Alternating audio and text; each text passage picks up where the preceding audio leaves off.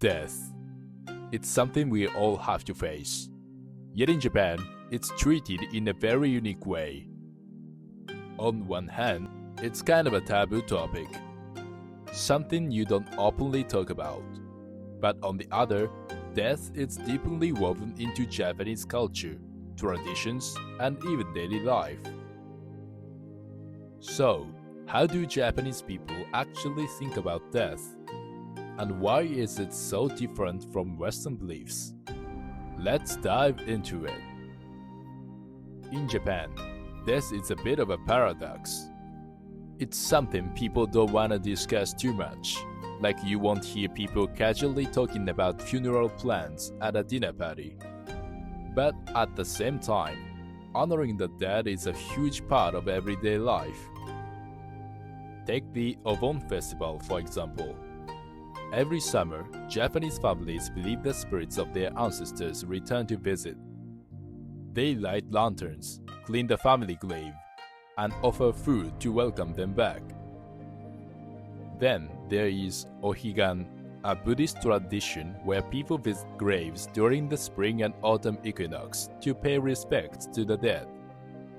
It's just part of life. So, where does this view of death come from?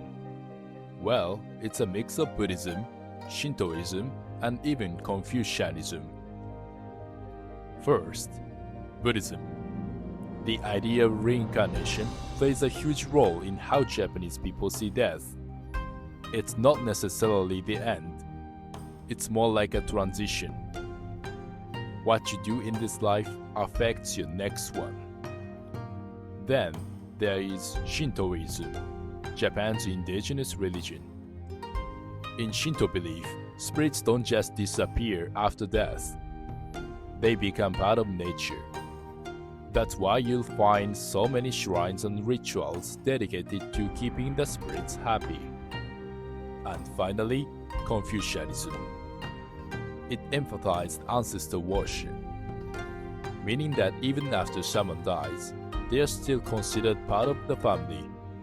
That's why Japanese households often have a butsudan, a small Buddhist altar, where they place photos of deceased relatives and offer food or incense. But death is not just about rituals, it's also embedded in daily life. For example, have you ever noticed that the number 4 is avoided in Japan? That's because it's pronounced shi, which also means death in Japanese. Hospitals and hotels sometimes don't have a room 4, just like how some Western buildings skip the 13th floor.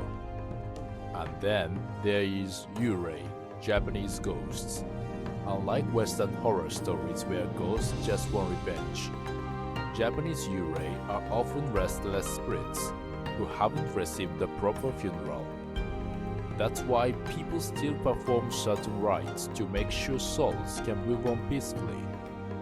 So, how does this compare to, say, Western beliefs about death? For one, in Christianity, there is a pretty clear idea of what happens after you die. You either go to heaven or hell. But in Japan, there's no strict good or bad afterlife. It's more about how you're remembered and honored. Another difference? In many Western countries, cemeteries are individualistic. Each person has their own grave. But in Japan, family graves are the norm. When you die, you don't get your own plot. You join your ancestors in the same grave.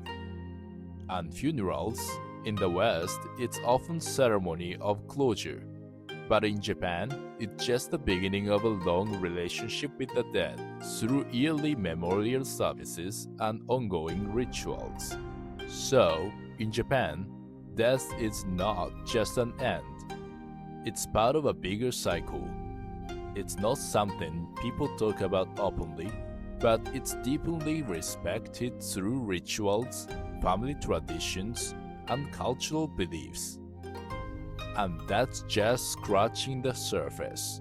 There's still so much more to explore. If you're interested in learning more about Japan's unique approach to life and death, make sure to subscribe and check out the next video, where I'll be diving into Japanese funerals.